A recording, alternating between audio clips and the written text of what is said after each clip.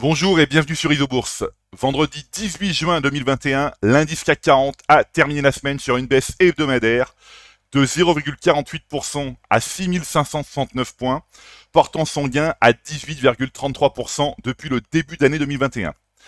Alors les marchés d'actions ont pris le chemin de la consolidation cette semaine en France et aux États-Unis, les plus fortes baisses revenant aux moyennes et petites valeurs. Avec une perte hebdomadaire de plus de 5%, l'indice S&P 400 Mid Cap a terminé dernier des trois compartiments américains. À la Bourse de Paris, l'indice CAC Mid 60 a également réalisé la plus mauvaise performance hebdomadaire des trois catégories avec une baisse de plus de 2%. Ce repli accentué des moyennes capitalisations confirme ce que la chronique Isobourse du 22 mai dernier mettait en avant, notamment la poursuite de l'hésitation et la volatilité sur les valeurs moyennes.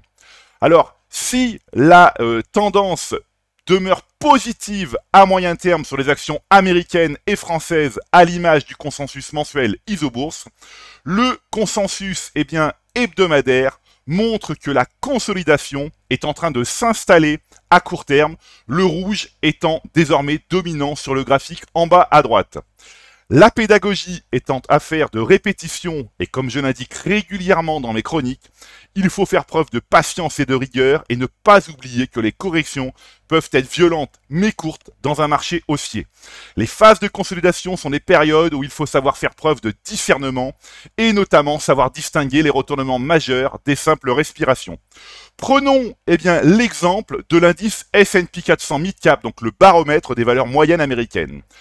En hebdomadaire, la courbe de pression Isobourse 5 semaines évolue au-dessous de la courbe 20 semaines depuis la semaine du 10 mai 2021. Alors il s'agit pour l'instant d'une consolidation court terme et non d'un retournement majeur, puisqu'en mensuel, la courbe de pression Isobourse 5 mois évolue toujours au-dessus de la courbe 20 mois. Encore une fois, c'est précisément dans les phases correctives que les investisseurs, pris par le doute ou la peur, ont souvent tendance à se débarrasser de leurs actions en portefeuille sans prendre le moindre recul nécessaire, notamment sur l'unité de temps mensuelle. En effet, conserver les tendances majeures haussières et rester à l'écart des tendances majeures baissières est un principe de bon sens pour l'investisseur. Alors sur le SBF 120, par exemple, il est facile avec Isobourse de déterminer les actions à acheter, renforcer et conserver à moyen terme.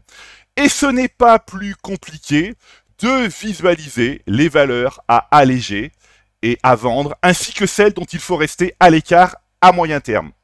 Alors en cette période de respiration des marchés, voici maintenant une procédure à appliquer en fin de semaine pour détecter les valeurs en rebond court terme avec une tendance moyen terme toujours bien orientée.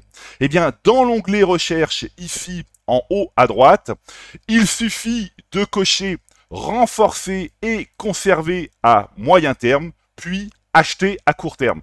Voilà, avec cette procédure, nous allons donc détecter les rebonds court terme dans des tendances moyen terme toujours bien orientées. Voilà, écoutez, c'est maintenant à vous de faire le point de vos valeurs en portefeuille avec Isobourse. Je vous donne rendez-vous pour ma prochaine chronique et d'ici là, restez avec nous sur Isobourse.